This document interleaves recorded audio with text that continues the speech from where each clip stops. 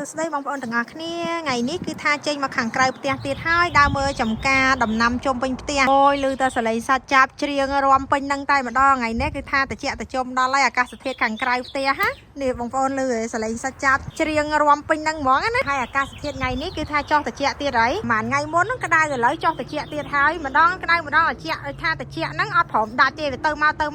ឡូវហ្នឹងខែ4ហើយក៏នៅតែតិចឥឡូវងាកមកមើលផ្លែឈើរីរបស់ខ្ញុំវិញបងប្អូនគឺថាកាលពី2អាទិត្យមុនខ្ញុំថតហ្នឹងគឺផ្កាចាហើយឥឡូវហ្នឹងបងប្អូនឃើញឥឡូវជ្រុះផ្កាអស់ឥឡូវចាប់ផ្ដើមកាន់ចេញក្តាប់ពេញដើមតែម្ដងឆ្នាំនេះកាន់បានច្រើនណានេះឡើងគ្រប់មេឃតែម្ដងណាចានេះបងប្អូនឃើញមេឃអាចុងនោះក៏ឃើញក្តាប់ខៀ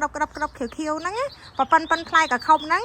នឹងសិតតែផ្លែឈើរីក្តាប់វាទៅចាប់ដើមក្តាប់ណាលឿនមែនតើពីអាទិត្យមុនហ្នឹងគេទៅចេញផ្កាទេឥឡូវហ្នឹងជ្រុះផ្កាអស់ចេញក្តាប់ពេញដើមតែម្ដងហើយនៅបងប្អូនមើលអាចុងខាងនោះណាឲ្យសតតែក្តាប់ពេញដើមតែម្ដងនិយាយទៅមេឃណាក៏ក្តាប់ដែរនេះចាច្រើនណា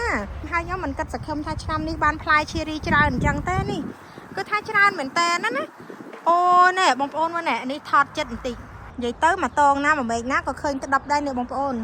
គឺថាល្អមែនតើតែម្ដងឥឡូវហ្នឹងទៅមកក្តាប់ទូចប៉ុណ្នេះណាប៉ប៉ិនផ្លែកខុបយ៉ាងហ្នឹងនេះប្រហែលជា2ខែអីទៀតហ្នឹងបានបេះញ៉ាំហើយបងប្អូនចាវាទុំណាផ្លែឈើរីលឿនទេផ្កាខែ3អញ្ចឹងខែ6ខែ7ហ្នឹងគឺទុំអាចបេះញ៉ាំបានហើយចាវាអត់យូរទេផ្លែឈើរីចាប់ផ្ដើមពីផ្កាទៅប្រហែលជា3ខែអីហ្នឹងបានផ្លែទុំញ៉ាំហើយចានេះបងប្អូនអើយច្រើនណានេះពណ៌វាក្តាប់ហ្នឹងវានៅខៀវរៀងបន្លំមួយស្លឹកណាដល់អញ្ចឹងហើយយើងមើលអត់សូវឃើញផ្លែទេខៀវបន្លំមួយស្លឹកហ្នឹងសុទ្ធតែជាក្តាប់ផ្លែឈើរីហ្នឹងហើយចាហើយឆ្នាំនេះខ្ញុំមិននឹកស្មានថាវាបានផ្លែច្រើនអញ្ចឹងឯងបងប្អូនមិនប៉ុន្តែអត់ហ៊ានតន់បាញ់ស្រោចទឹកលើដើមទេដោយសារតាយើងខ្លាចចាផ្កាពីវាផ្កាបើយើងបាញ់ទៅខ្លាចវាជ្រុះណាធ្លាក់ផ្លែអញ្ចឹងហើយយើងដាក់ទឹកទៅនៅគល់ទេហើយនេះបងប្អូននេះឡើងស្អែកស្កាសពេញដើមគ្រាន់ថាស្លឹកច្រើនដែរដល់ពេលអញ្ចឹងវារៀងបាំងស្លឹកណាចានេះមកចកោមគេឡើងអញ្ចឹងហ្មងហើយនេះខ្ញុំថតឲ្យចិត្តដៃណាបងប្អូននេះល្អមែនតើហាខ្លះផ្លែវាប្រែកជា2ណាបងប្អូនឃើញអានេះផ្លែវាប្រែកជា2ណា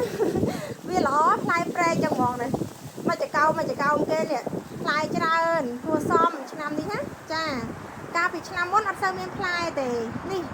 បងប្អូនឃើញឲ្យស្អែកស្កាសពេញដើមល្អរបស់គេដែរតែមិនតែពីអាក្តាប់ចាប់ពីផ្កាឥឡូវក្តាប់ពេញដើមអូយល្អណាបងប្អូនអើយនេះចាដូចផ្លែកខុបចឹងចានេះបងប្អូននេះឃើញមេឃគេនេះខាងក្រោយនេះគឺថាក្តាប់គ្រប់មេឃគ្រប់ធៀងនេះច្រើនរបស់គេនេះច្រើនណាស់បងប្អូនចកោមខាងក្រោយនេះណាចាអាចល្អណាស់នេះឲ្យសតតែផ្លែពេញដើមតែម្ដង